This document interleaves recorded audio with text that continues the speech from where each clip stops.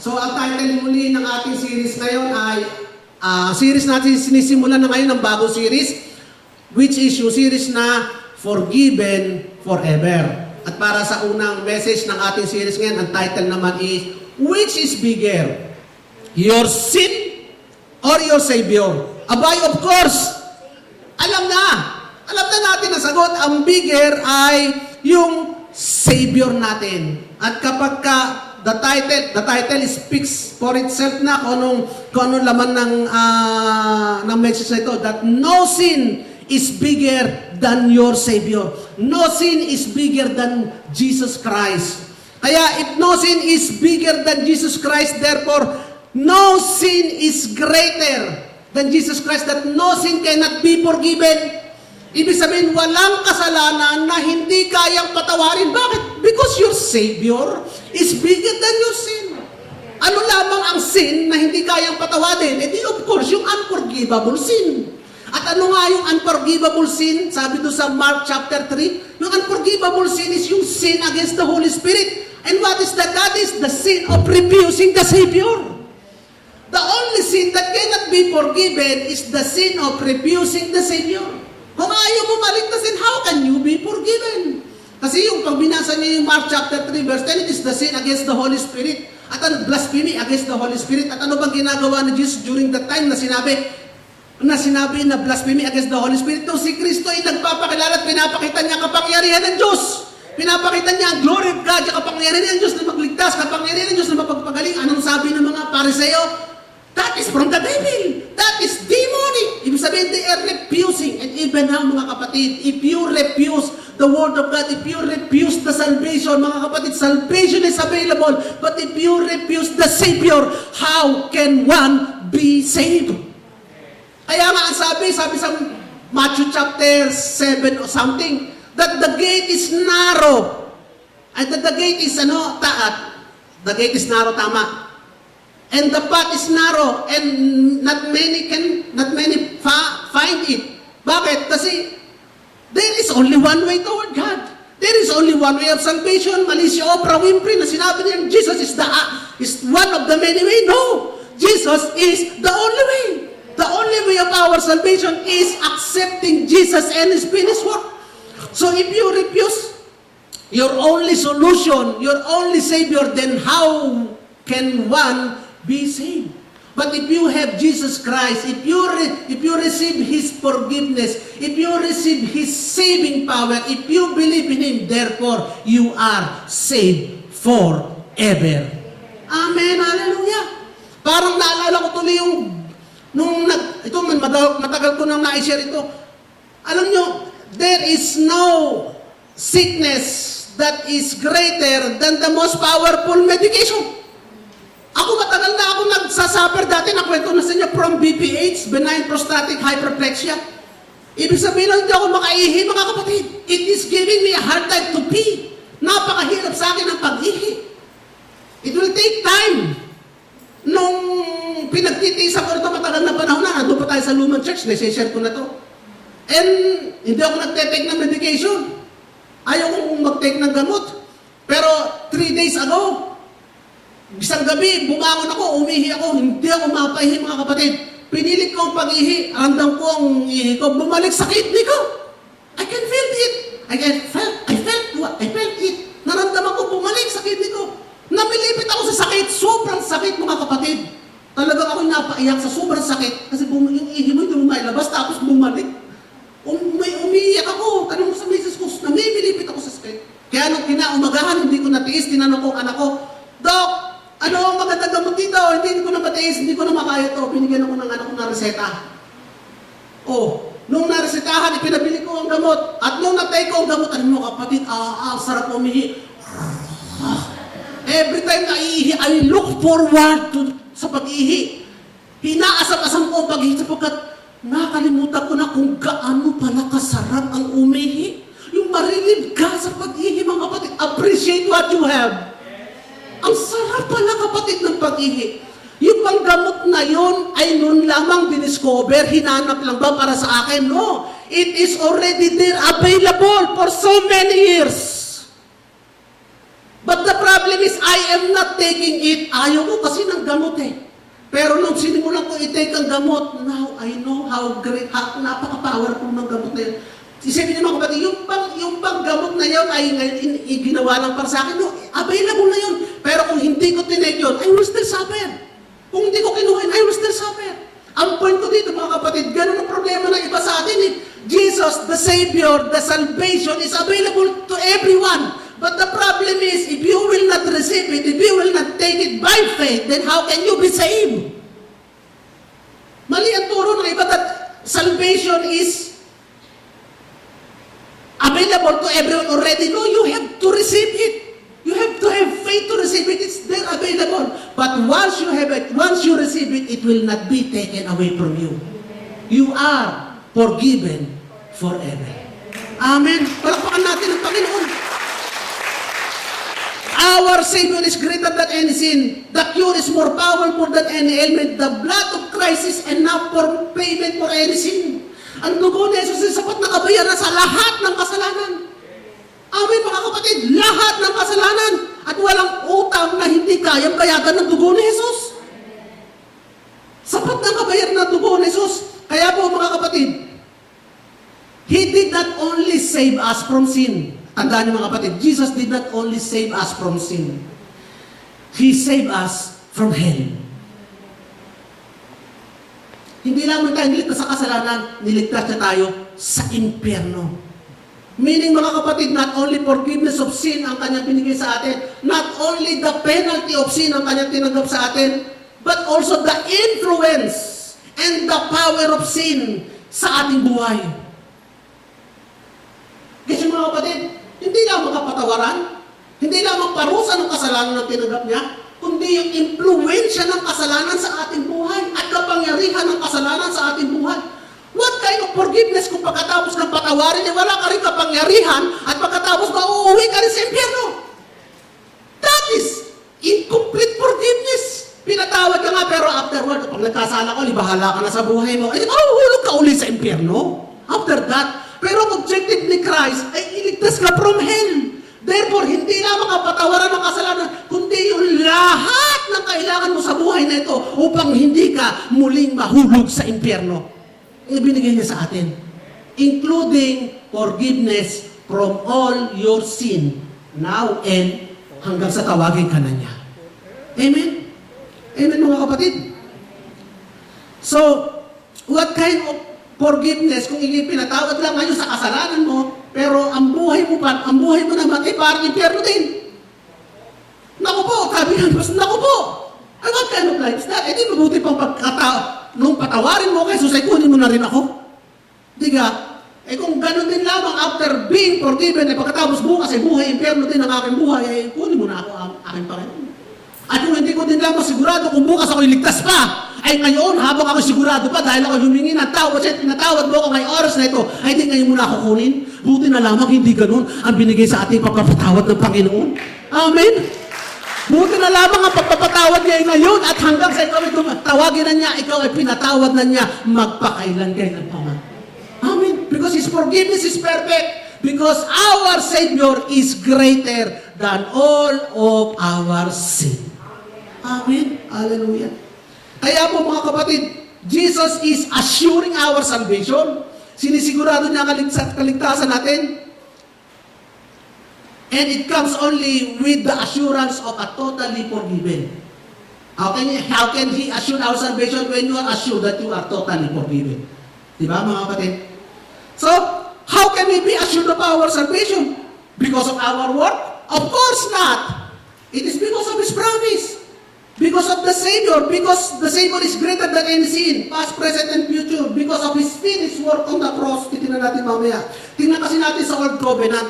Sabi sa Leviticus chapter 9, verse 7, sabi kay Moses, at kay Aaron, mag-atonement kayo. Ano ibig sabihin ng atonement? Para sa kasalanan ng mga Israelita, mag-atonement kayo, magpatay kayo ng bull, at patuluin nyo ang dugo, at ialay nyo ang dugo. That is atonement. At ang atonement na yon is powerful enough to cover the sin of the Israelites. Ang word na ginamit, to cover, takpan, atonement, to cover the sin of the Israelites. And it's effective for 365 days.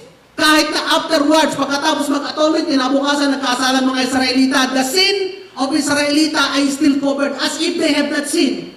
As in, to the eyes of the Lord, as if they have not sinned. Why? Because their sin is covered by the atonement, by the blood of atonement. Natatakpan ng atonement. And that is for the Israelites. So, Old Covenant, it must be done every year.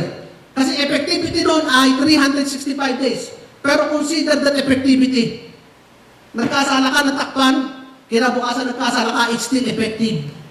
How much more we have in this new covenant of grace, na hindi lamang yung dugo ng mga bull at ng mga sheep ang inover, kundi yung dugo ni Jesus na hindi lamang nagko-cover na sin, kundi totally naglilinis ng sin. And it is only done once and for all at hindi na ulitin. It is enough to cover or to remove your sin once and for all. Amen, di ba mga kapatid? Kung naging effective yun, yung Old Covenant Atonement na pagko-cover, how much more, gaano mas ka-effective itong dugo ni Jesus that hindi lamang nag-cover, kundi totally nag-alis ng ating mga kasalanan. So, ibig ba sabihin mga kapatid, pinatawad ka ng Panginoon para sa kasalanan mo bukas? Yes.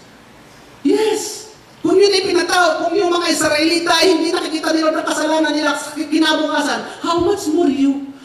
Ang dugong ginamit nila dugo ng bull na hindi nag-aalis, nag-cover lang, ay naging effective. How much more yung dugo ni Jesus na hindi lamang nag-cover kundi nag-aalis, di ba? Kahit bukas napatawad na rin ng Panginoon ang iyong kasalanan. Palakpakan natin ang Panginoon. So sabi ng Hebrews chapter 10 verse 11, and every priest stands daily at his service, offering repeatedly the same sacrifice. Bakit repeated? Kasi nga hindi nag-aalis nagko-cover lang at may effectivity of 365 days lang Kaya it needs to be done, which can never take away sin. But when Christ has offered for all time a single sacrifice, hindi na ulitin, single sacrifice for sin, He sat down at the right hand of God. Bakit siya naupo mga kapatid? Tapos na kasi Tapos na hindi na niya ulitin Waiting for the time, hinihintay na lamang niya until his enemies should be made a footstool for his feet. For by, basahin natin mga kapatid, for by a single offering, He has perfected for all time those who are being sanctified. Mga kapatid, you have been perfected for all time. Hallelujah. Ang linaw mga kapatid nito. Kaya why when you say that your salvation ay mawawala, ang pagpapatawad mo ay kailangan uli bukas when you have been perfected for all time. At dinagdagan pa sa verse 17, then he adds, I will remember their sins and their lawless deeds no more. Alam na, kalimutan na, sabi ng Panginoon. Hallelujah. Kaya mga kapatid, tingnan natin mga kapatid, yung assurance ng pagpapatawad ng Panginoon ng kasalanan, yung assurance ng atonement is not about the people. Tinanong ba doon specific kung ano mga kasalanan nila? Hindi. Tinakpan yung kasalanan for the people. It's not about the people. But it is, katanggap-tanggap ba yung atonement because of the people? No. Katanggap-tanggap ang atonement because of the sacrifice. Kasi ang in-examine doon yung bull, ang in-examine doon yung sheep, katanggap-tanggap ang sacrifice dahil doon sa bull at sheep because they are a perfect atonement sacrifice. Mga kapatid, katanggap-tanggap, mga kapatid, ang ating kaligtasan, tayo katanggap-tanggap sa Diyos at tayo ligtas hindi dahil sa atin, kundi dahil sa sacrifice na inalay ni Kristo para sa atin. At yun yung kanyang dugo because of the perfect sacrifice of Christ. So perfect, are you perfectly forgiven because of your sin? Because of what you have done? No, you are perfectly forgiven because of the perfect sacrifice of Christ. It's not about you mga kapatid. All you need to do is, tingnan natin, nung nag-atonement yung mga Israelita, naging katanggap-tanggap ba ang mga Amalekites? Hindi. Ang mga ibang tribo, hindi. Yun lamang mga Israelita kasi para sa kanila yun Kasi yun, that is them. Yun yung kanilang alay para sa kanila. Ibinigay nilang alay para sa Panginoon. That represents din. Ganun din tayo mga kapatid. Katanggap-tanggap ang sacrifice ni Christ. Pero bakit hindi lahat naliligtas? Kasi hindi nila tanggap yung ginawa ni Kristo para sa kanila. But if you will receive it, if you will, that is, Jesus, you are my sacrifice. Ikaw ang namatay para sa akin. If you believe that, ikaw mga kapatid ay katanggap-tanggap no matter who you are, no matter what sin you have done, no matter where you stand, no matter what background you have, ikaw ay katanggap-tanggap sa Panginoon. Bakit? Kasi katanggap-tanggap si Kristo sa Panginoon. Katanggap-tanggap ang sacrifice. Katanggap-tanggap ang dugo. Jesus is the perfect sacrifice. Therefore, you are perfectly forgiven. Amen. Palakpakan natin ang Panginoon. So, ang ganda ng mensaheng ito. Ang opposition lamang sa mensaheng ito ng assured salvation. And you know, assured of your salvation? Sigurado ka na ba, kapatid? Oo. Kasi sigurado ka, tanggap-tanggap yung sacrifice mo eh. Si Kristo, sigurado, you are assured of your salvation. Ang problema lang dito, ang sinasabi na pag ito ang tinuro mo, sigurado marami mamumuhay dyan ng reckless life. Eh kasi sabi mo eh, pinatawad na kanilang mga kasalanan gagawin pa eh. Eh di siguradong marami dyan mamumuhay na lamang na hindi holy, marami dyan magwawala, marami dyan mamumuhay na parang walang Diyos. Kaya nga, sabi nila, yung mga people na nagtuturo nito, ay reckless din. Kasi marami din silang tinatago at pinamumuhay na kasalanan at gusto nila na yung iba ay maging katulad nila. Kaya nila tinuturo yung assured salvation. Kaya nila tinuturo ang forgiven perfectly. Kasi mga nagtuturo niyan ay mga taong merong reckless life. Mga taong walang pakundangan. Mga taong lawless din. Kaya yun ang kanilang tinuturo nila. So now, upon hearing this message of assured salvation, forgiven forever, grace of Jesus, ang mga tao daw ay magsisimula ng muhay ng reckless life. Totoo ba? Our life is the evidence of our reckless life. Mga kapatid, our testimony is our life. Yung buhay ninyo, yan yung patutuo nyo sa mensaheng narinig ninyo. Yung patotoo nyo, yung buhay nyo pinamumuhay, yan ay evidence ng mensaheng pinakikinggan nyo. Yan ay evidence ng grace message. At ito ang changed life, which is the result of the message that we hear and believe. The message that changed us, the word that changed us. Kasi because grace doesn't make one more sinner, but grace makes one holy. Ang mensahe ng biyaya hindi tinutulak ang tao upang lalo maging makasalanan. Hindi. Ang mensahe ng biyaya ang nagtuturo sa tao upang mamuhay ng buhay ng may kabanalan. Amen. Mga kapatid, I am not boasting. Hindi ako magmamalaki. It's stupidity to boast about my life. But I just want to make a point. I'm a preacher of grace. I'm a teacher of grace. Sasabihin ko sa inyo mga kapatid, I don't smoke. Sasabihin kasi iba kasi si Pastor Jess, madami ang kalukuhan, kaya tinuturo nilang mensahe. I don't smoke. I don't drink. I don't even eat. Kita nyo, pahit ko na? Hindi na nga ako makakain eh. I don't gamble. I don't beat women and children. I don't steal. I don't watch horror movies. I don't gossip. I don't curse. Hindi ako sumusumpa. I don't even sing or even listen to yung mga music na may mga vulgar language or dirty language. I don't owe or cheat anyone. I don't cheat in my electric bill. I don't cheat in my water bill. I paid my employees. I give them their 13th month. I give them benefits. I give them bonus. I do house chores. Naglilinis ako ng bahay. I wash the laundry. I iron the clothes. I clean the toilet. I scrub the shower enclosure. Ini-scrub ko yung enclosure pagkatapos ko mag-shower. I bring food to my mother-in-law. I check her medicine. Binibisita ko ang gamot niya. I drive her to to the doctor for check-up. I greet my mom, my dad, my brother, my sister during their special day. I kiss my wife every morning. Tanungin mo siya. Kahit bad-breath ako, kikisan ko yan. I chaperone her shopping without me complaining. Amen mga kapatid. I have only one and siya at ako, we have only one FB account. Isa lang FB account namin, isa lang messenger account namin.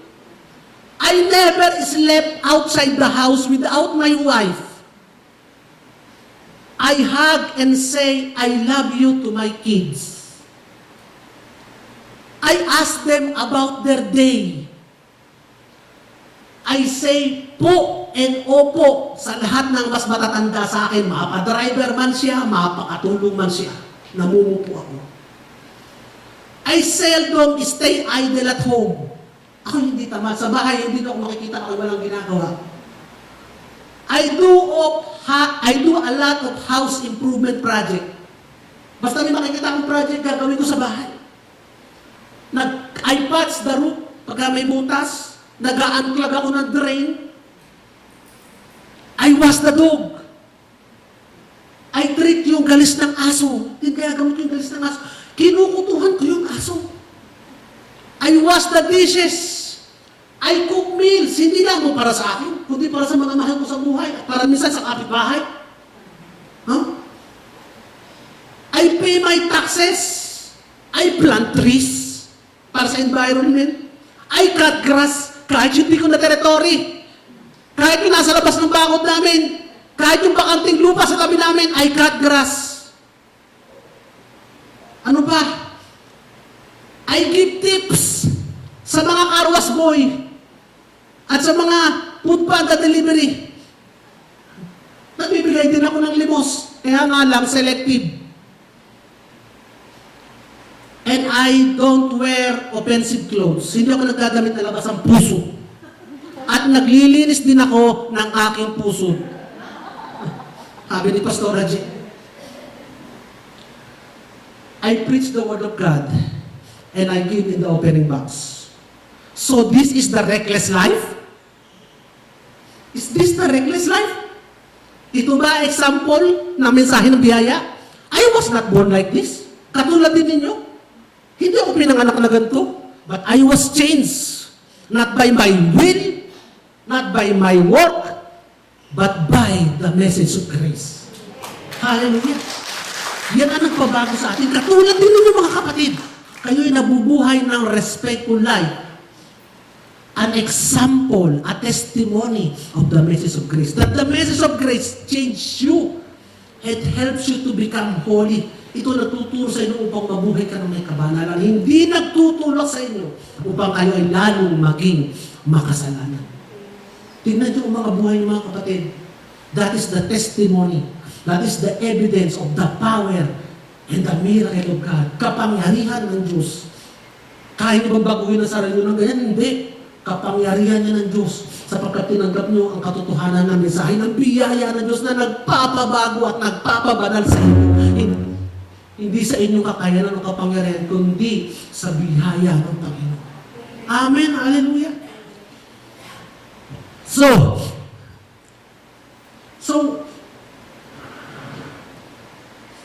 yan.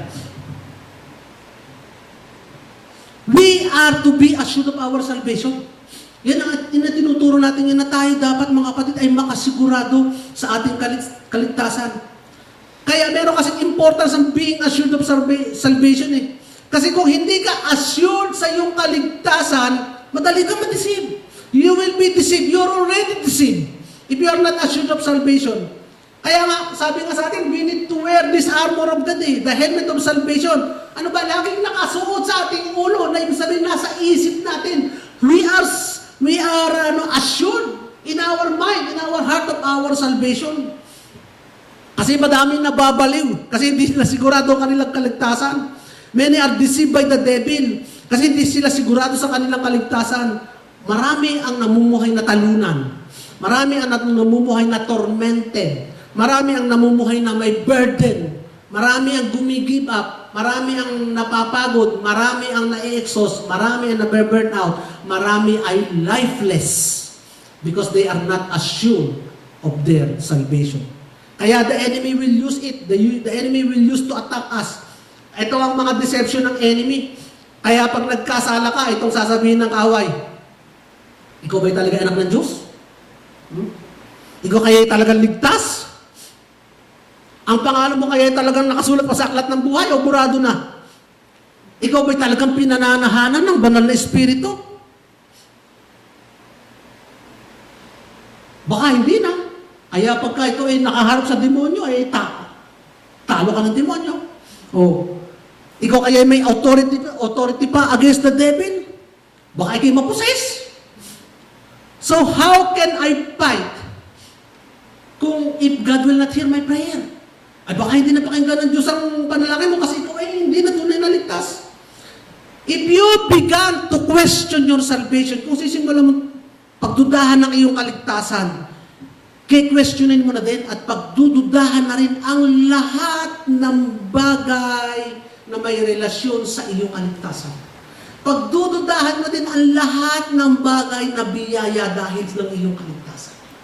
Questionin mo na din yun eh. Questionin mo na yung kagalingan, questionin mo na lahat na binigay sa iyo ng Panginoon because you are already doubting your salvation. Kaya maraming Kristiyano ngayon na ayaw pumasok sa deliverance ministry. Baka pag nakaharap ang demonyo, may masabi sa kanila ang demonyo eh. Ma-accuse pa sila, maposes pa sila. O baka may stir up na demonic residence pa raw sa kanila. So, tandaan natin mga kapatid, the enemy is the accuser who remind you of your past. The enemy is the accuser who reminds you of your sin. That is the work of the enemy. But the Holy Spirit is the one that convicts you of your holiness and of your salvation. The Holy Spirit is the one that convicts you of your being forgiven forever. Kaya nga sa 1 John chapter 2 verse 1, Christ is our advocate, our salvation, our Savior, our defender. Hindi i-remind ni Lord ng kasalanan mo. Hindi ka i-accuse ni Lord ng kasalanan mo. Yes, kapag ka nagkasala ka, there is totally no condemnation. Hindi ka i-condemn ni Lord sa iyong kasalanan because He is your defender, your advocate, and your teacher. So, that's why we need to wear this armor, this helmet of salvation in your mind because the battlefield is in the mind. Mga kapatid, buksan natin ang Ephesians chapter 6 verse 10 to 18.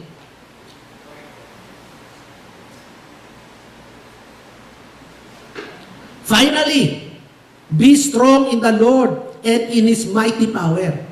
Put on the full armor of God so that you can take your stand against the devil's scheme. Kita nyo? May scheme ang demonyo, may mga reasoning sila, may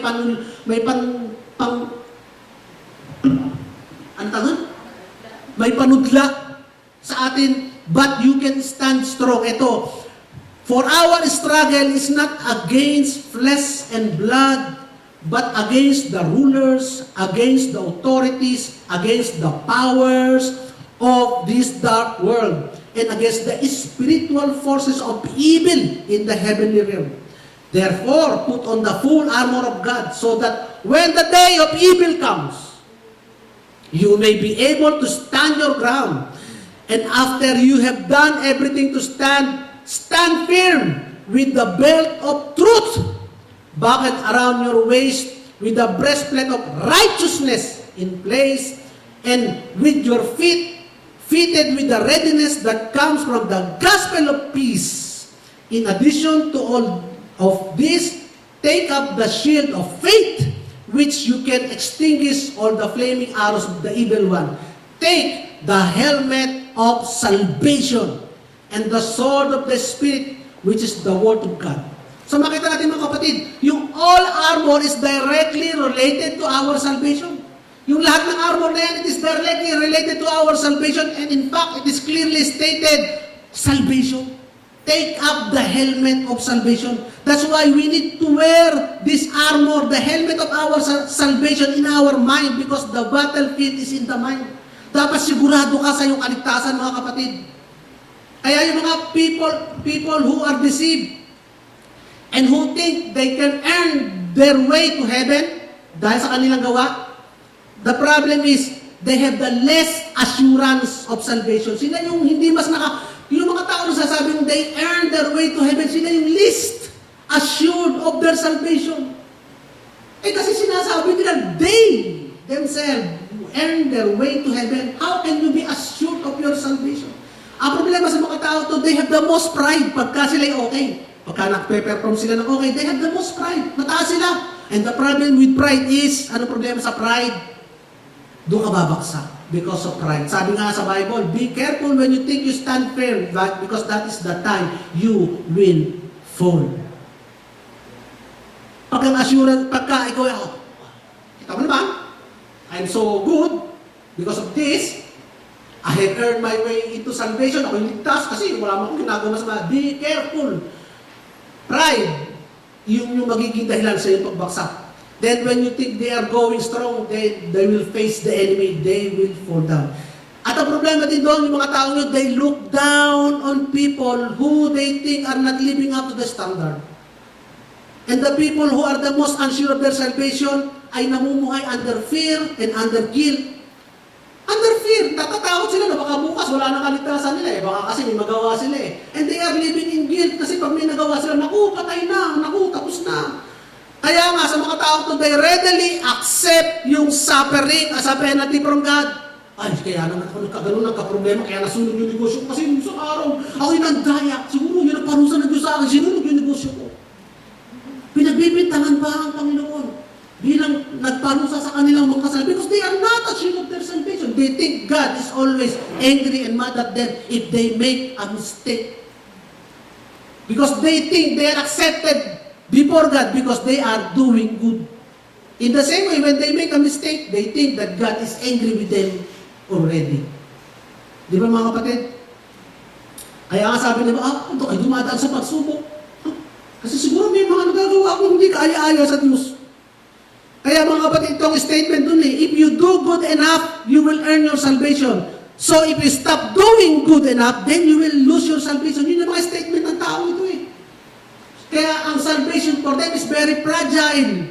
One sin away, one thought away, one unrepentant sin away from losing their salvation. But we have a solid foundation. Hindi umuuga ang ating pundasyon, mga kapatid. Hindi tayo natatakot kasi ang ating tinatapakan ay matatag. Ang pundasyon natin ay matatag. My righteousness, tandaan niyo mga kapatid, your righteousness, it is not just imputed. Ano ba yung imputed? Hindi lamang yung righteousness mo ay itinuring sa iyo. Alam niyo mga kapatid, pagka ikaw itinuring ng Diyos na matuwid, enough na yun Sapat na yun para makakit ka ng langit Sapat na yun para tanggapin mo lahat ng biyaya kasi matuwid ka na sa harap ng Diyos. Di ba mga kapatid? Sapat na yun, ikaw ay maituring na matuwid para tanggapin mo lahat ng pagpapala ng kalangitan.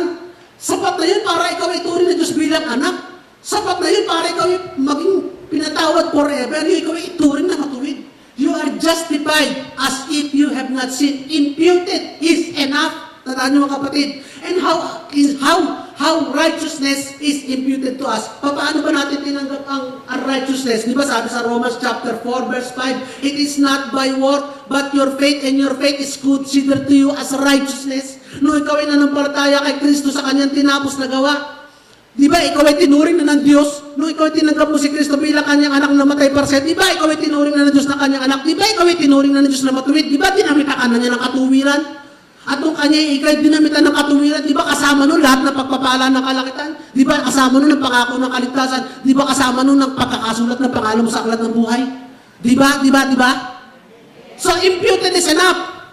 But God did not stop only from imputing righteousness. Sapat na yun Pero hindi tumigil ang Panginoon doon sa imputing of righteousness. He also imparted righteousness. Ano bang ibig sabihin ng imparted? Ibinigay ang kakayanan. Yung isa, itinuring ka. Dinamitan ka, itinuring kang matuwid. Pero hindi natapos doon sa pagturing bilang matuwid. Binigyan ka pa niya ng kakayanan talaga na mabuhay ng may kabanalan. Hallelujah! That's why we can live a righteous and holy life. Hindi lamang kasi yung standing natin eh. Hindi lamang kasi yung identity natin ang itinuring na matuwid eh. But also, He give us the desire and the power to live a holy life. Amen? So, you see, the Holy Spirit na binigay niya sa atin is not a reward for our righteous life. Yung Holy Spirit is not a reward for our righteous life. The Holy Spirit is the source of our righteousness. The Holy Spirit is the one that enables us to live a holy life. Kung walang Holy Spirit tinuloy ka na matuwid, pero ang buhay mo pakalat-kalat Pero hindi lamang kita tutuloy na matuwid. Ibibigay ko sa iyo ang Holy Spirit para makapamuhay ka na may kabanalan. At dahil ikaw nakakapamuhay na may kabanalan, walang influensya sa iyo mga sinayan. Hindi ka madadala niya kung saan. Hindi ka mapapahamak. Hindi ka ma-judge, hindi ka masusumpa, hindi ka makukulong, hindi ka mabibilibid. Because you have the Holy Spirit in you that enables you and gives you the power to live a life that is holy and pleasing to God. Amen. Hallelujah. Di ba kayo natutuwa doon mga kapatid? Patingnan mo kayo mga kapatid. So that's why we will not live. So that's why yung Holy Spirit will not leave us. Hindi tayo iiwanan ng Holy Spirit kagaya ang turo ng iba. Pag nagkasala, ay nawawala ang Spirit ng banyo sa'yo. At tawagin mo na lang ulit. Pag humingi ng tawad, babalik ka pag nagmakaawa ka. Hindi, mga kapatid. Pag nag-commit ka ng sin, hindi ka iiwanan ng Holy Spirit The Holy Spirit will not leave you. On the contrary, the Holy Spirit convicts you of all righteousness and enable us to live a righteous life. Ay kung iiwanan ka niyan, wala ka ng kapangyarihan na mabuhay na may kabanalan, ay yun nga, nag-i-enable sa iyo upang mamuhay ka na may kabanalan. Kaya mga kapatid, isipin ng mga kapatid, para i-impute ni Lord sa atin ang righteousness at para i-impart sa atin ang kanyang Holy Spirit, mga kapatid. Hindi naman tulad lamang ito ng mamang nakaputi na nagwisik-wisik ng ng tubig na may kabanalan Hindi lamang tulad ito ng mamang mahaba ang damit na nakaputi na winisikan ka lamang, ayan, natanggap mo na, ikaw ay banal na. Hindi kapatid. Si Kristo, para matanggap natin yung righteousness, upang ma-impute sa atin, maturi tayo matuwid at matanggap natin ang banal na Spirit, dumaan siya sa proseso. Hindi nagwisik lang, dumaan siya sa proseso. Anong proseso ng mga kapatid? Tiniis niya yung siya matusok ng thorn sa ulo Para sa iyo yung kapatid. Tiniis niya yung siya hubadan. Tiniis niya siya yung latiguhin, nalabas ang laman. Para sa iyong kapatid, para ma-impart sa iyo yung righteousness Para ma-impart sa iyo yung katuwiran para ma-impart sa iyo yung Holy Spirit Tiniis niya yung siya yung madapa. Tiniis niya yung magbitbit ng mabigat na krus na hindi naman dapat siya. Tiniis niya kapatid yung siya ay sampalin, suntukin, tawanan. Tiniis niya kapatid yung mapako sa krus Tiniis niya kapatid yung butasin ng kamay. Tiniis niya kapatid yung butasin ng paa. Tiniis niya kapatid yung tusukin yung tagiliran Tiniis niya kapatid yung init ng araw ay uhaw ka na. Tinatawanan ka ng marami. Tiniis niya kapatid yung mamatay sa krus. Para sa iyo kapatid. Para ma-impart sa iyo ang righteousness. Upang tanggapin mo ngayon ang righteousness. Tanggapin mo ngayon ang kabanalan kapatid. At tanggapin mo ngayon ang Holy Spirit na kahit kailanman hindi na niya makukuha at hindi na niya kukunin mula sa iyo. Amen mga kapatid. How can anyone remove it? How can anyone undo your salvation? How can anyone say that you are not forgiven when Jesus Christ suffered all of that for you? Wala mga kapatid. Kung iwinisik lang, ay maligo ka, tanggal na yan. Punasan mo ng panyo, maaaring tanggal na. Pero hindi ganun kapatid. Dumaan ng proseso si Jesus. Amen mga kapatid. So, amen, hallelujah.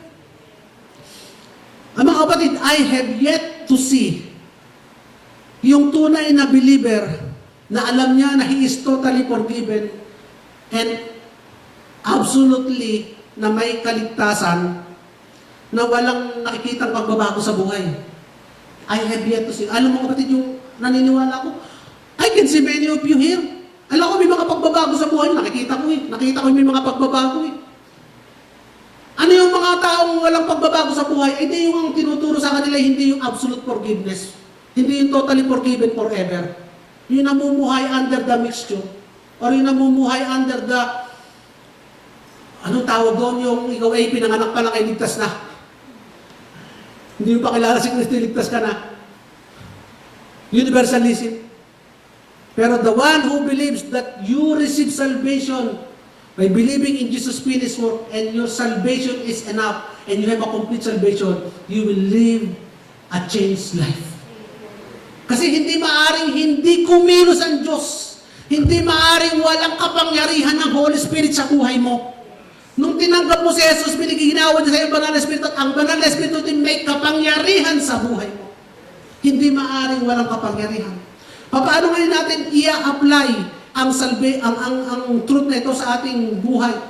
First of all, mga kapatid, when you struggle with sin, sino dito may struggle pa? Ako, meron pa akong struggle.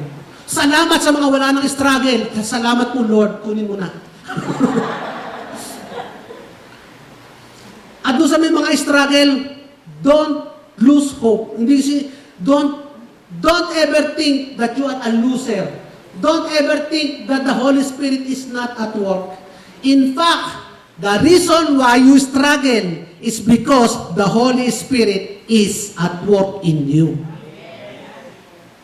Kaya ka nag-i-struggle kasi nasa sayo ang Holy Spirit. Kasi kung hindi ka na nag-i-struggle, ibig sabihin nito, walang Holy Spirit, hindi ka na mag-i-struggle, gumawa ng kasalanan. Gagawa ka na lang ng kasalanan ng walang pag-iisip o walang consciousness of sin, wala ka nang iniisip, gagawin mo na lang basta walang struggle. The reason you struggle is because you have the Holy Spirit in you. Basahin natin yung verse na ito, mga kapatid.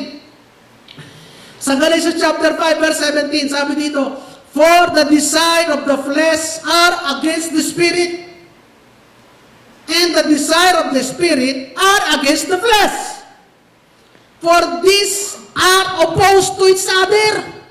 May labanan, may struggle to keep you from doing the things you want to do. May struggle daw to keep you from doing the things you want to do. Ano kaya yung things you want to do? Whose wants? Kaninong wants? Yung Holy Spirit wants? O yung the flesh? The flesh wants? Is it the flesh against the Spirit? Or is it the desire of the Spirit against the flesh? Tingnan natin dito, mga kapatid. Sa Amplified. Para mas mahaba. For the sinful nature has its desire, which is opposed to the Spirit. And the desire of the Spirit opposes the sinful nature. For these two, the sinful nature and the Spirit, are in direct opposition to each other. Continually in conflict. Continually in conflict. So that you, as believers, do not always do whatever good things you want to do. Yung good things na gusto mong gawin, hindi mo magawa because of the flesh. Kaya ba sabi na hindi, yung verse na yan kasi para sa mga hindi mananampalataya kasi imposible, wala ka ng flesh desire kasi ligtas ka na. Dapat wala ka ng flesh desire. Hindi, mga kapatid, ang linaw na sinabi dyan, no? So that you as believer, ikaw na mananampalataya. So mali yung turo na iba na kapag ikaw ay nasa iyo ng Banal na Espiritu, wala ka ng flesh desire. Hindi, meron pa rin kapatid doon. At kaya ka nag-i-struggle, siguro, hindi ka patuloy na ligtas. Iwan ka ng Banal na Espiritu. No, mga kapatid, ang lino-lino dyan, that because of the Holy Spirit, you now have struggle. Kasi meron kang flesh desire. Kasi sabi doon, no, so that you, as believers, do not always do whatever good things you want to do. Hindi mo lagi magawa Hindi mo lagi magawa yung gusto ng Spirit kasi nasa flesh ka pa. Pero as long as there is struggle, mga kapatid, do not lose hope because that means that the Holy Spirit is in us. Amen. Di ba kayo nagugulog doon, mga kapatid? Yun ako talunan ako. Lagi na witness ko. Now, iisipin mo, salamat po, Banal na Espiritu. I now know that you are working in me. And later, sooner or later, I will see the victory. Amen. Amen. Hallelujah. Siya ba kayo, mga kapatid? Amen. So, as As we become more mature, we learn to lean on the Spirit. Kaya yung spiritual desire becomes stronger and stronger and we become victorious sa ating struggle. Ang point doon mga kapatid is don't be disappointed or hopeless and don't be deceived. When you are having the struggle, it is rather a sign that you have the Spirit. So what we do? Ang gagawin natin? We believe on our own salvation, and if we believe that the Spirit is in us, when we have the struggle, the more we will learn to trust the Spirit. Kaya it's no longer your will, it is now the will and the power of the Spirit. Kaya hindi mo kasi alam na, para ito yung willpower ko lamang, yun ang problema eh. Hindi mo alam na may Spirit sa'yo, hindi mo alam na kaya kami struggle because of the Holy Spirit eh. Sabi mo, hindi ko kaya. Hindi ko kaya. But now you know, the Holy Spirit, ako'y nakikicheer sa'yo, Holy Spirit. You can. You will. And sooner, I will see the victory. Because you believe. So the fact that you are tormented by your mistake, mga kapatid, kapag abay ko nagkasala, do you rejoice? No. You are tormented. Do you grieve pag nagkasala ka? Yes. Nag-grieve ka naman eh. Hindi ka naman nasa-celebrate pag nagkasala ka eh. And that is the sign that the Holy Spirit is in you. We are not condemned. Hindi tayo nako-condemn.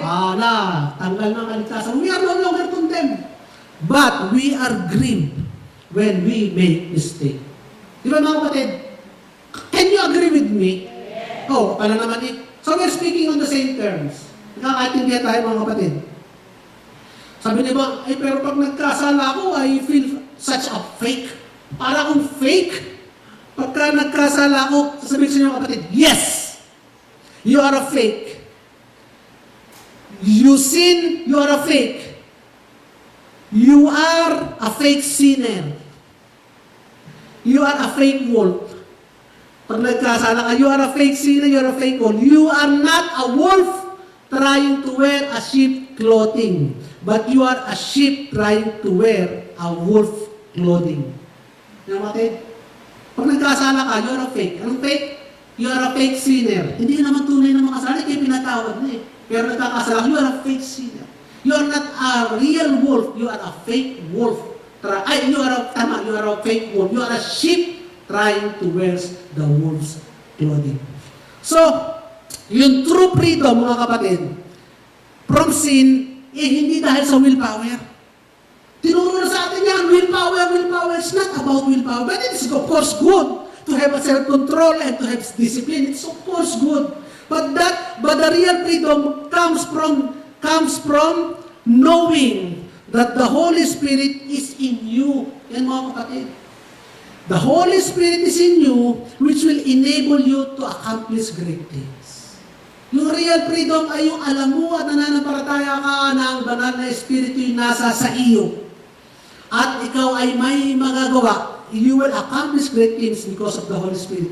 Ang problema, kapag hindi ka sigurado na yung Holy Spirit ay nasa iyo, kaya nag-i-struggle ka, trying to win with your own willpower. Can anyone agree? Diba? Kasi turo sa atin dati, it's just your willpower. No, it is the Holy Spirit. Kaya nga kailangan maisip natin at makonvict tayo. It is the Holy Spirit. And when you believe, you began to submit to the Spirit. Kaya hindi ka sasabit sa Spirit kasi hindi ka makapaniwala na nasa yung Holy Spirit. You began to submit to the Spirit and your desire begin to change. And the Spirit is beginning to bear fruit in you. Masisimula ng mamunga ang banal na Espiritu sa atin. Remember, tandaan niyo mga kapatid, when you sin, He will not remove His Holy Spirit from you. Ang ganda nung mga kapatid.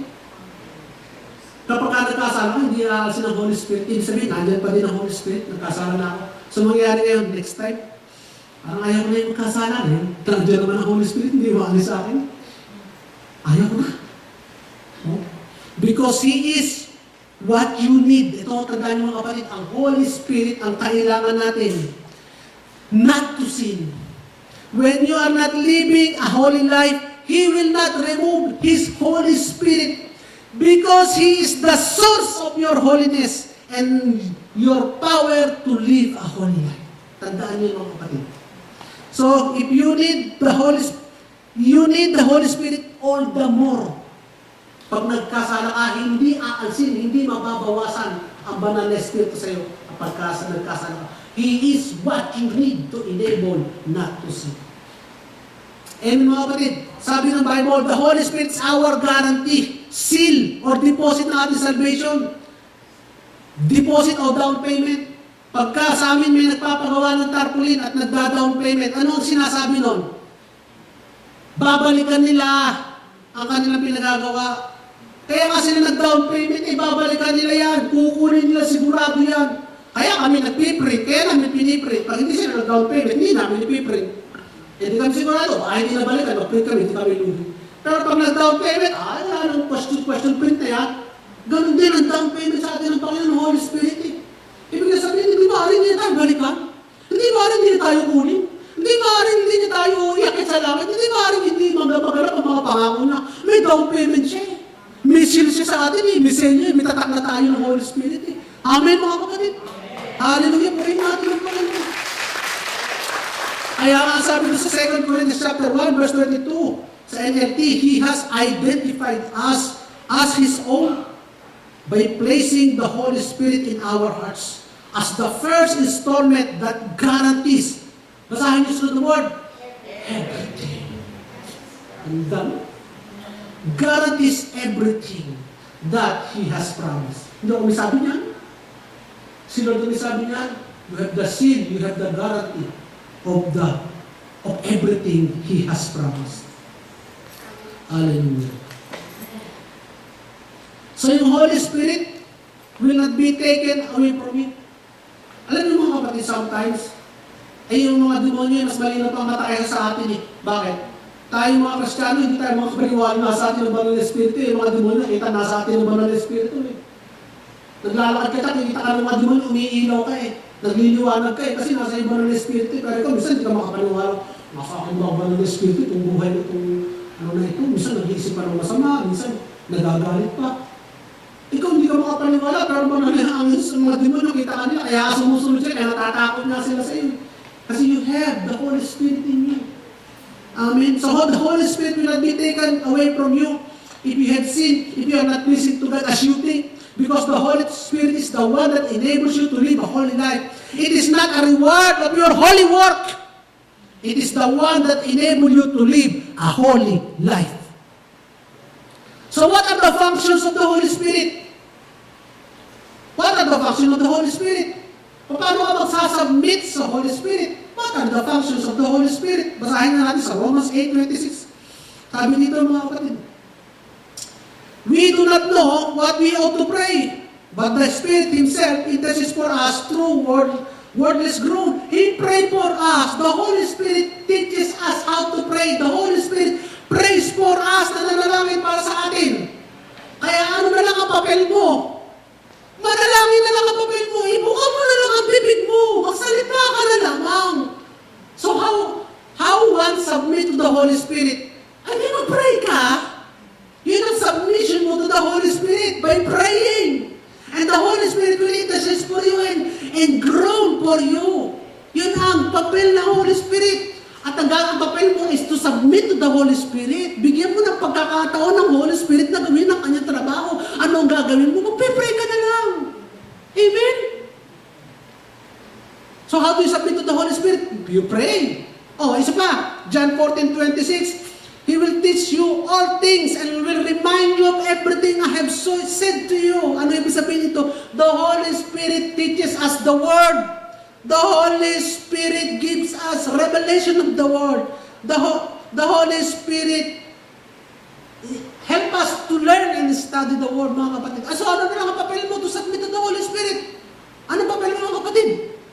Magbasa ka ng Biblia. Ano papel mo? Makinig ng mensahe. Ano papel mo? Mag-aral ka ng salita ng Diyos, mga kapatid. Yun ang papel mo, mga kapatid. Mag-aral ka ng salita ng Diyos at ipapaliwanag sa iyo ng banal na Espiritu ang mga verses na yan, ang mga salitang yan. Yun ang papel mo, mga kapatid. But the Holy Spirit teaches you. Second Timothy, ano pa? Sa John chapter 4, verse 24, sabi dito, God is a spirit and His worshippers must worship in spirit and truth. He enables us to worship. Yun ang papel ng Espiritu. He enables us to worship. Ano na lang ang papel mo? You sing. You worship. Kaya ako, mga kapatid, ito ay personal ko lamang. Hindi ako nagtitiwala sa mga pastor na hindi nag-worship. Ay, hindi nagsasapit sa worship. Hindi ako nagtitiwala sa mga pastor na hindi naman nag-worship eh. Pero iba yung pastor na lumalabas during worship time, ha? Yun ay excited lang umihi. Excited lang umihi yun. Pero yung talagang mga pastor na hindi nag-worship, hindi ako tiwala dyan. In the same way, hindi rin ako tiwala sa mga worship leader na hindi nakikinig ng mensahe ng pastor. Ang ginagawa ay nagtetext at nandun sa labas at nakikipagkwento, hindi ako tiwala sa worship leader na yan. Kasi it's not studying and listening to the word. And the Holy Spirit, the same Holy Spirit is at work. Hindi nga mga kapatid, ano ba ang papel ng Holy Spirit? 2 Timothy chapter 1 verse 7, For God has not given the spirit of fear, but the spirit of power, of love, and of sound mind. Mga kapatid, ang Holy Spirit ang i-enable sa atin na maging umiibig sa mga kapatiran. Ang Holy Spirit ang bibigyan sa atin ng katinuan, ng wisdom, and ng boldness na magsalita. Katulad ni Pedro, nung si Pedro ay takot na takot. Takot na takot si Pedro, bata nga lang, natameme si Pedro, pero nung ang Holy Spirit ay binigay sa kanya ng Panginoon ng aral, si Pedro 3,000 ang naligtas.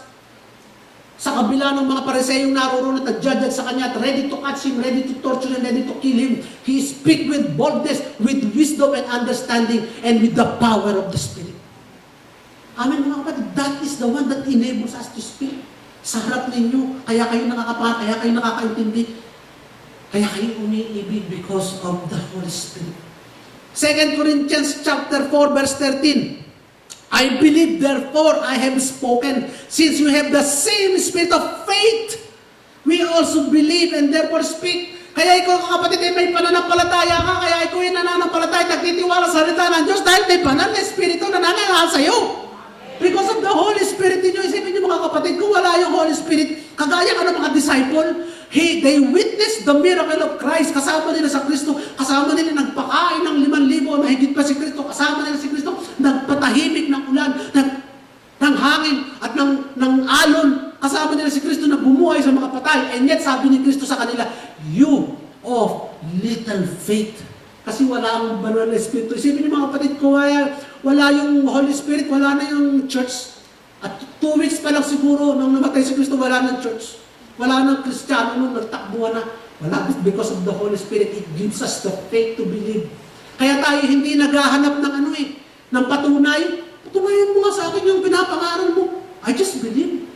Nakita ba natin si Kristo na niligtas tayo? Nakita ba natin si Kristo na sinabi, eto ha, ikaw ngayon, eto na pwesto mo sa kalangitan? Wala. We just believe. We just believe in His Word. We just believe in the Word of God. And that is faith. At ano ang nag-enable sa'yo upang ikaw ay maniwala ng ganyan? Upang sumampalataya ng ganyan? Ang banal na Espiritu. Kung wala kang banal na Espiritu, pag sabi mo si Kristo ay namatay, si Kristo ay nabuhay, si Kristo ay babalik sa wakas ng panahon, it's just only mental. Mental lamang yan. But now you believe in your heart that you are saved because of the Holy Spirit that lives in you, that convicts you of your salvation. Amen? And gives you faith to believe. All you need to do is what? Para ikaw ay magsubmit sa Holy Spirit, anong kailangan mo lang gawin? Ay di, read the Word of God. Magbasa ka, maghanap ka ng mga pangako, mga promise, upang yun ang iyong lagyan paglakakan ng pananampalataya. Amen? Tanggapin mo lang ng tanggapin. Higupin mo lang ng higupin ang mga pangako ng Diyos para sa iyo. Subukan mo. Ilagay mo ang pananampalataya mo. That is your leaning, trusting in the Holy Spirit. Ano ba? Okay lang ba mga kapatid? Maganda ba dinidiscuss natin mga kapatid? Amen. 2 Corinthians, ay yun na nga, si 2 Corinthians chapter 4 verse 13, at dahil kami may pananampalataya, anong gagawin mo ngayon? You speak. Meron bang may pananampalataya na hindi nagsalita? Wala. Ang may pananampalataya, sinasabi yan. The problem is some Christian may pananampalataya daw, pero sinasabi is negative. Sinasabi is opposite. Ang inaagrihan na yung salita ng kaaway, ang inaagrihan na yung salita ng naku, wala na. Wala na. Mababahamak na. Ano na kaya mangyayari? And that is not a The world is going to its worst, but my life is getting better. Why? Because Christ is in me. Amen. Because He has promised everything. Because I am the righteousness of God. And whatever it is, kung man ay mag-suffer, o mamatay man ako, no matter what, may pwesto ako sa langit. Anak ako ng Diyos, may kaharian ako sa langit. I am not looking only on temporary things, I am looking on the thing that is eternal, and that is forever. Amen? Ano pa? Romans chapter 8 verse 15. But you have received the spirit of adoption as sons, by whom we cry, Abba, Father. Ano ang sabi? Yung Holy Spirit ang nagkukumbit sa atin na tayo mga anak ng Diyos at kaya tayo nakakatawag na Ama ko sa langit. Alam niyo mga kapatid, yung iba nararamdaman na they are so disconnected with God. Nararamdaman nila, ako ba talagang mahal ng Diyos? Ako ba talaga may relasyon po ba ako sa Diyos? Ako ba talagang mahal ng Diyos? Mga kapatid, yung Holy Spirit ang masasabi sa'yo, mahal na mahal ka ng Panginoon. Mahal na mahal kita. Yung Holy Spirit sasabi sa'yo, hindi kita pababayaan, anak. Ikaw ay aking anak. Ikaw ay mahal na mahal ko. That is the Holy Spirit convincing us. Conviction of the Holy Spirit. At kapag kami sabi sa'yo, hindi ka na mahal ng Diyos, galit sa'yo ng Diyos, that is the word of the enemy. Rebuke it, reject it by the conviction of the Holy Spirit. Ano pa mga kapatid? Galatians chapter 3 verse 5. Therefore, He who supplies the Spirit to you and works miracles among you. Ayan mga kapatid. The Holy Spirit performs the miraculous through us. Ano ang papel mo na lamang mag-submit ka tulad ni Pedro? Ano ang papel niya? Nag-submit siya, may nakitang lumpo, may nakitang nanghihingi, humihingi sa kanila. Nag-submit si Pedro. At ang sabi ni Pedro, si Pedro ba si Pablo? Sabi ni Pedro, money and gold we do not have, but what we have we give to you. Arise in the name of Jesus Christ. Nag-submit lang siya. Ano nangyari? Nagkaroon ng mirakulo sa buhay nila. And the same way, ganun lang gawin natin mga kapatid. Do not panic kapag may mga problema. Do not panic kapag kailangan natin ng miracle. Submit to the Holy Spirit. Let yourself be used by the Spirit. Paggamit ka. May inaalihan ng demonyo. May nangangailangan ng kagalingan. May tao na may problema. Huwag mong ipagdamot ang binigay sa iyo ng Panginoon. Gamitin mo ang bibig mo. Gamitin mo ang panalangin mo. Gamitin mo ang pagpupuri mo. Sabihin mo. Gamitin mo ang pananampalataya mo. Sabihin mo sa pangalan ni Jesus. Pinalaya ka na sa iyong sakit at karamdaman. Bumangon ka mula sa iyong pagkamat. Let yourself be used. Hindi na tayo naghahanap ng sign. Hindi tayo naghahabol ng sign. Kasi alam na natin eh. At dahil hindi tayo naghahabol ng sign, hindi tayo naghahanap ng sign, ano nangyayari? Ano nangyayari sa mga boys? Kapag hinahabol niyo yung babae, ano nangyayari? Layo ng layo. Huwag niyong habulin. Ano nangyayari? Sila naman ang umahabol. In the same way, huwag mong habulin ang signs and wonders. Ang signs and wonders ang hahabol sa'yo. Just let yourself be used by the Spirit. Hayaan mo naman na gamitin ka ng Espiritu. Whatever the Spirit is telling you to do it. And let God confirm it by His signs and wonders.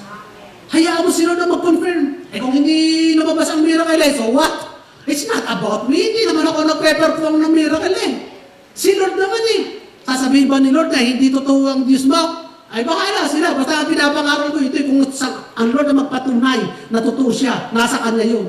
Ay kung hindi niya i-reveal doon sa tao na yun na hindi siya totoo, hindi bahala siya. Silang dalawa nagkakaintindihan noon. Di ba? Just let yourself be used for the miraculous. Taas ang kamay ng gusto mo paggamit sa mga miraculous. Yes? Yes? Ano pa mga kapatid? Galatians chapter 5. So, ito mga kapatid, if you can believe that yung panalangin mo is a submission to the Holy Spirit and the Holy Spirit prays for you. If you can believe that when you worship, the Holy Spirit is worshiping you. If you believe that when you study the Word, the revelation of the Holy Spirit comes to you. If you believe, that kaya ikaw ay nakakatawag at ikaw may confidence na ikaw ay anak ng Diyos because the Holy Spirit is in you. You can also believe that God can use you to give and to show the miraculous. And what more? And what else? Galatians chapter 3 verse 5, you can also believe this. Therefore, Galatians chapter 5, verse 16.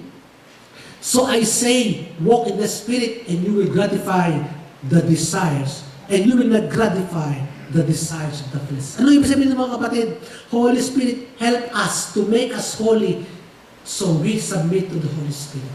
Kung ikaw ay nakakapaniwala doon sa mga bagay na binanggit natin ang papel ng Holy Spirit, you can also have confidence and faith na kapag ka nag-submit ka sa Holy Spirit, you will bear fruit of the Holy Spirit.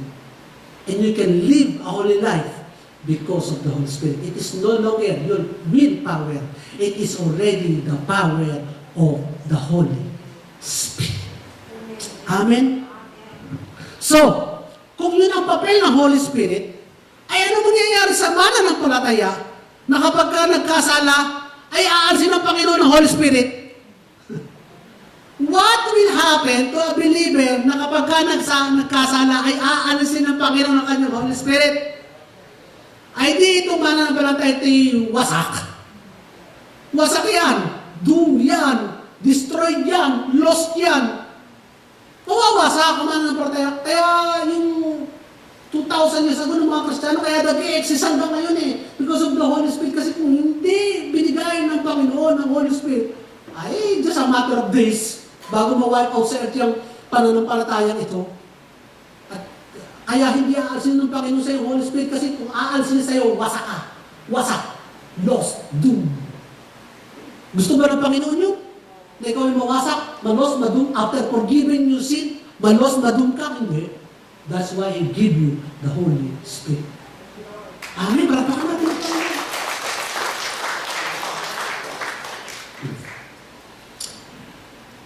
But the Holy Spirit is gentle. He will not possess you. Hindi ka niya pipilitin sa ayaw mo. Hindi ka niyan bihag. You have to submit yourself to the Holy Spirit. Yun ang role lang natin. To submit. So, ano role natin? Pinag-aralan natin kanina. Ano role ng Holy Spirit? Sabi ko yan. Pray ka, mag-worship ka, mag-aral ka ng salita, magpagamit ka sa leading ng Holy Spirit. Expectin mo ang kapangyarihan ng Holy Spirit. Expectin mo na mamunga ang banal na Espiritu ng Panginoon sa iyo. Submit yourself to the Holy Spirit. Sa atin tayo lahat ay may Holy Spirit. But the question is, why many of us do not see and experience the power of the Holy Spirit? Because you cannot have more of the Spirit. Kaya mali yung katuruan na, more. Dagdagan mo pa yung Holy Spirit. As if yung Holy Spirit ay nasusukat sa galon o sa litro. Dagdagan mo pa yung Holy Spirit. No. Holy Spirit is person of God. It is one whole. When you have the Holy Spirit, you have all of the Spirit. The problem is, does the Holy Spirit have all of you? Yun lang ang tanong doon. You have all of the Spirit nasa iyo. Holy Spirit, buong Holy Spirit, hindi percent, hindi fraction, hindi tapyas, hindi pizza slice, hindi. All of the Spirit ay nasa iyo. But does the Holy Spirit have all of you? Yun ang tanong.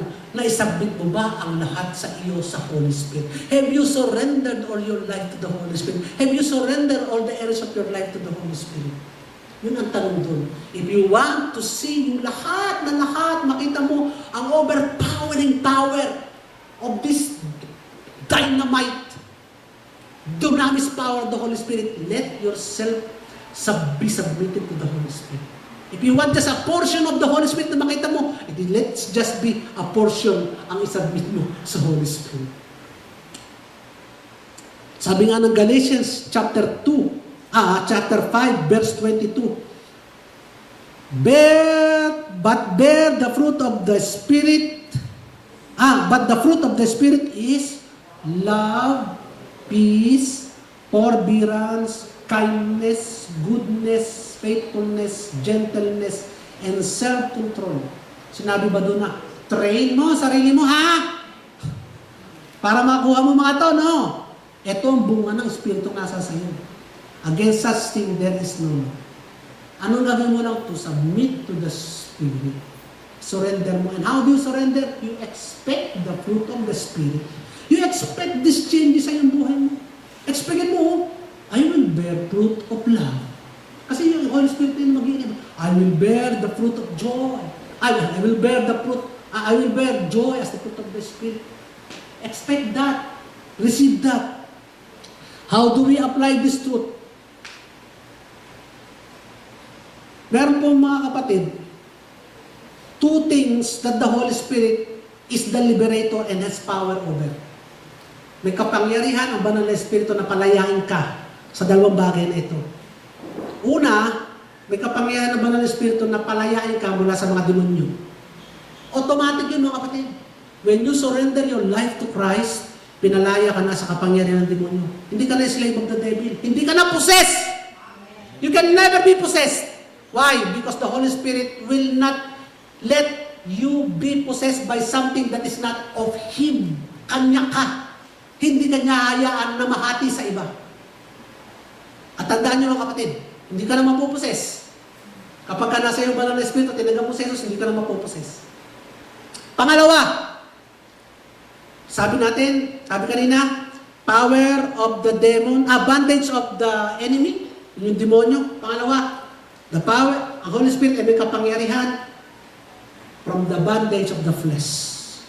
Pagkakabihag mula sa laman. But in this case, you have to submit. Ano yung pagkakabihag mula sa mga laman? Bondage of the flesh. A stronghold. Tingnan natin ito mga kapatid sa 2 Corinthians chapter 10 verse 3 to 5. Sa New King James Version. For though we walk in the flesh, we do not war according to the flesh. So hindi willpower ha. For the weapons of our warfare are not carnal, but mighty in God for pulling down strongholds, casting down arguments, and every high thing that exalts itself against the knowledge of God, bringing every thought into captivity into the obedience of Christ. Ngayon mga kapatid, dalawa kasi yung discipline of teaching dito. Isang discipline of teaching which is yung traditional, at makikita natin sa mga translation tulad ng NIV at NLT, yung obedience of Christ ay ginawang obedience to Christ. Malaki ang pagkakaiba nito mga kapatid. Sa Tagalog, pagsunod kay Kristo. Ang nakasulat naman doon sa NKJV at NASB is obedience of Christ. Isa-isahin natin mga kapatid dyan. Sinasabi dito, itong mga lumang pagtuturo sa atin, yung obedience, yun yung action, yung verb. At yung object is Christ. Obedience to Christ. Pagsunod kay Kristo. Pagsunod kay Kristo. I-submit daw natin lahat ng ating masasama. O kaya, sabi dati, submit mo yung mga kahinaan mo. Submit mo yung struggle mo. Ipasunod mo kay Kristo. Ang tanong, paano? Ang hirap nga, struggle nga ito. Hindi naman ito basic sin, kasi ganito lang yan. Tanggapin mo na tama ang Diyos at mali ang ginagawa mo. Tama, maganda yun. So kapag ka naisip mo na tama ang Diyos at mali ang ginagawa mo, ay di ang ikaw ay automatically by your willpower, susunod ka doon sa gusto ng Diyos at tatalikuran mo ang mali. Tama naman, may point. May point, di ba mga kapatid? But the problem is, we have been there. Nanggaling na tayo dyan. The problem is, kaya ikaw ay may struggle is because that is a stronghold. Ano bang ibig sabihin ng stronghold? It is strong. At ito ay may hold.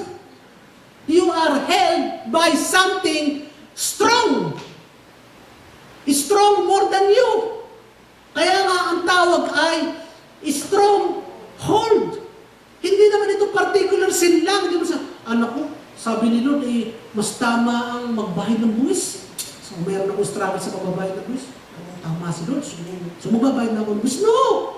That is not, hindi yun ang objective at hindi yun yung topic ng verse na ito because the context of this verse is speaking about the stronghold, yung mga stronghold that is the result of a wrong belief, yung maling pagkakaunawa, yung pulling down of strongholds, casting down arguments dahil sa maling paniniwala, sa maling knowledge about God, maling pag-iisip about God, yung mga stronghold na nabuo sa iyo dahil sa maling mga paniniwala. Ano ang mga example nun? Halimbawa, yung mga areas na, ano ba stronghold? Yung mga areas na may struggle ka. Tulad halimbawa nung, ako'y talunan, dahil ako na may tao lamang. Sadyang mahina ang tao. Sadyang ang tao ay magkakasala. Yan. Sadyang ako ay mahina. Hindi ko kaya. Sadyang madali akong matukso dahil malakas ang tukso. May nag-udyo kasi sa akin napadala ako.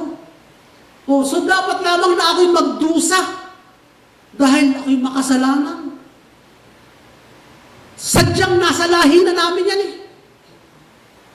Sadyang yan tanggap na dahil lahi namin yan.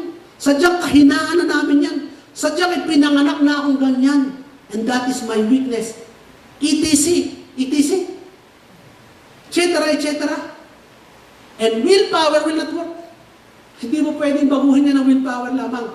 Kapag kailangan mo dyan ay ito, obedience of Christ.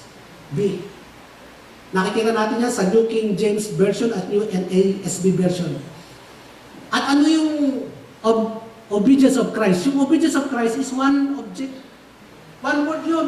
Obedience of Christ. Hindi yun yung verb and object. Obedience to Christ. Hindi. It is one word. Obedience of Christ.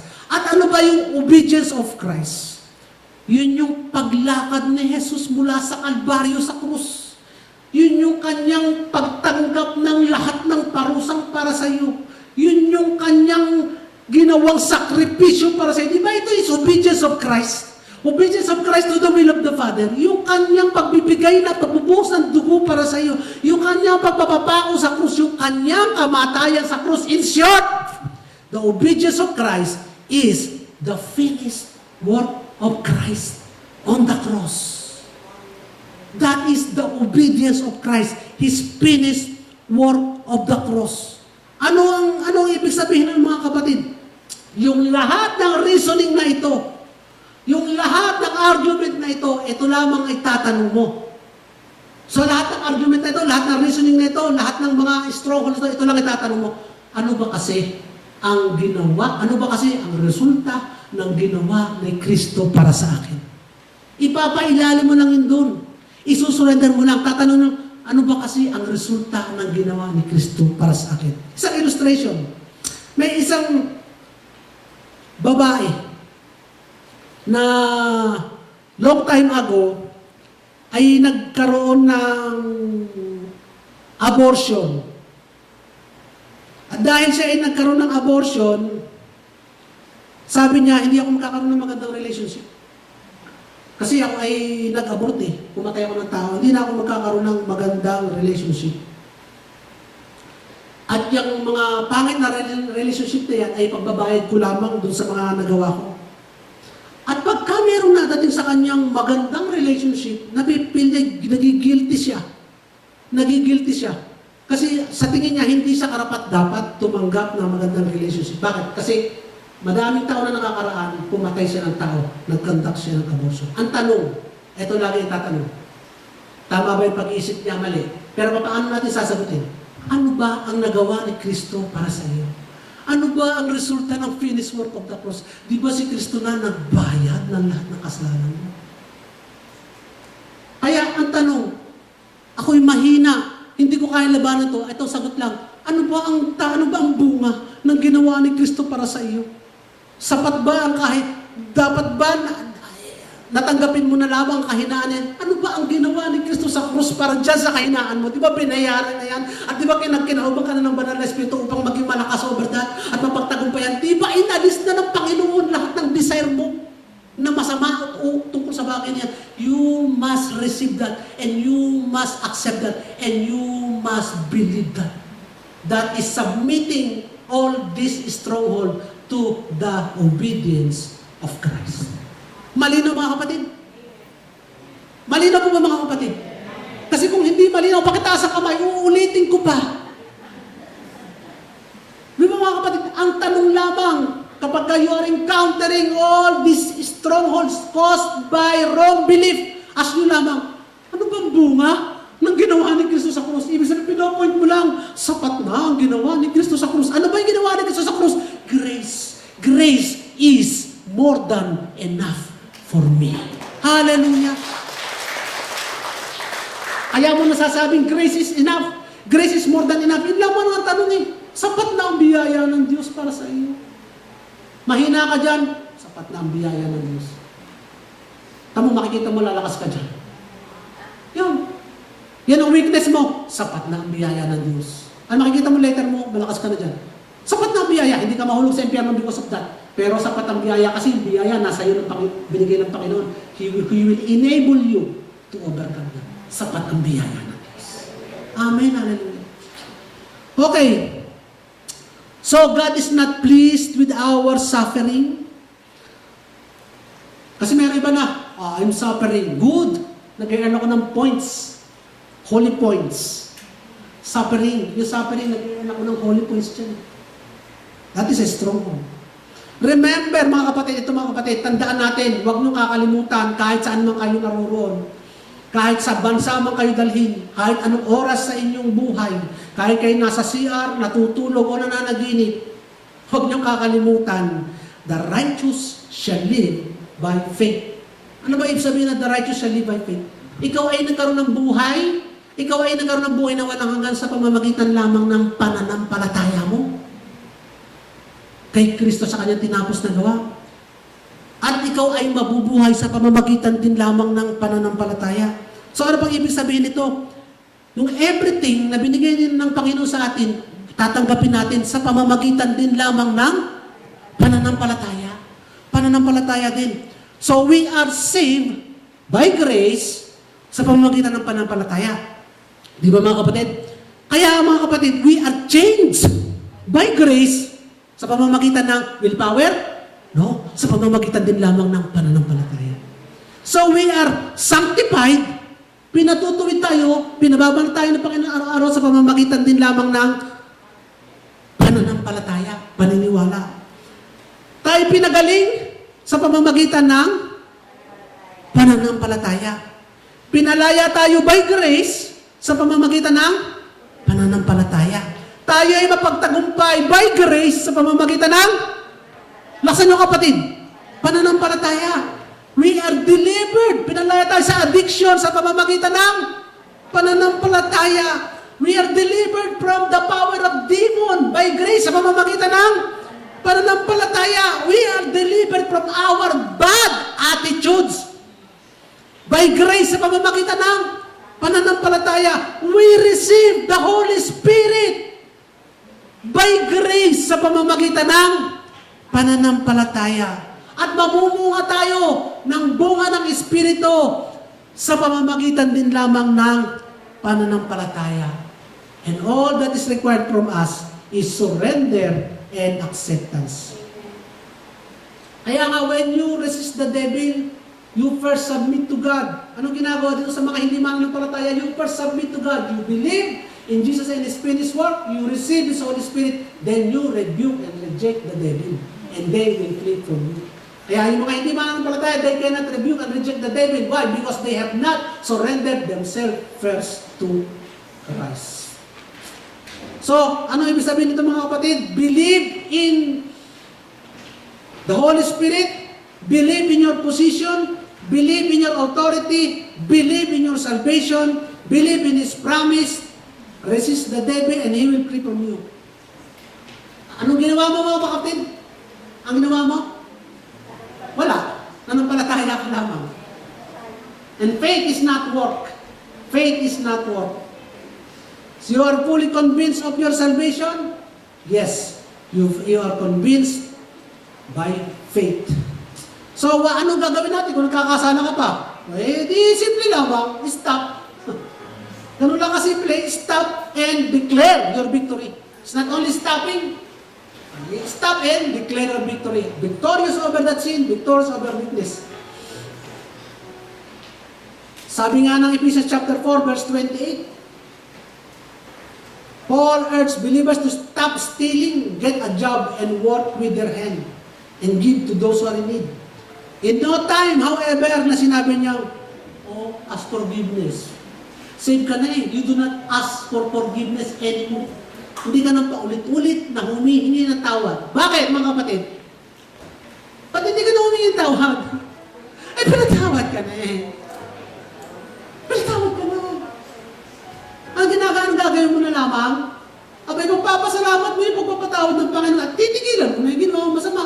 Actually, There will come a time that you will no longer do it kasi you continue to despise it, reject it. Mabaho na sa'yo yung kasalanan na yun. Sawang-sawa ka na dun eh. Ayaw mo na yung kasalanan na yun eh. So when you sin, which you don't want, ayaw mo na magkasala ka, you just don't say, since ako pinatawad na ng Panginoon, pwede ko ulit gawin bukas. Pinatawad naman ako nila, pwede ko na ulit gawin bukas. No. Ito sasabihin mo, He paid the great price for my forgiveness. He paid the great price. He suffered so much for it that I don't have to suffer anymore. So, if He paid so much for my freedom, why will I be a slave again? I'd rather follow You, my Lord. Sabi ng isang ka-FB ko, ka-FB friend, salamat sa book na pinadala mo sa akin. Yun. The Art of Intercession. Pag-aaralan ko pa para lalo pa ako mapalapit sa Panginoon. Sis, hindi ka na mapapalapit pa sa Panginoon, inilapit ka ng lubos ng Panginoon. In fact, nanahan na sa iyo ang Panginoon. Ang kailangan mo lamang hayaan ang sarili mo na makukupla ng Panginoon. I-surrender mo ang sarili mo para lahat ng ere mo ay ipakukupla mo, i-surrender mo sa Panginoon. In summary, Amen. Holiness doesn't earn my salvation. Nabubuhay ka na may kabanalan, very good. But your holiness doesn't earn your salvation. Instead, salvation produce in me, produce in us, holiness. Dahil ligtas ka, kaya ikaw ay nakapamumuhay ng may kabanalan. Philippians chapter 1 verse 11, may you always produce the fruit of your salvation. May you who is watching, me, you who is on the track, you who is listening to this message, may you always produce the fruit of your salvation. Because a genuine salvation will produce good works. Kaya nga sabi ng 1 John chapter 5 verse 3, alam niyo yung obeying God ay hindi exhausting. Obeying the will of Jesus is not tiring. It is not burdensome. Nanggaling na tayo doon sa katuruan na burdensome. Napakabigat. Hindi napakabigat. Why? It is just a joyful walking with Jesus Christ. Kasi your heart's desire and the Holy Spirit is in you. Your heart's desire to please God, your heart's desire to do good works, your heart's desire to be a testimony of a real saved person is in you. Amen? So, hindi ito tiring. Nakakita na ba kayo ng umaasa sa biyaya na napagod? Wala pa. Pero ang dami yung nakikita na pagod na ministro, pagod na worker. Kasi alam nila, nakadepende sa kanila. At alam nila, pag hindi ako naganto, hindi ako mabebless sa aking trabaho. Pag hindi ko ginawa ito, magagalit na sa akin ng Diyos. Pag hindi ako nakapagbigay ng 10%, mababawasan ang kita ko. That is burdensome and taxing.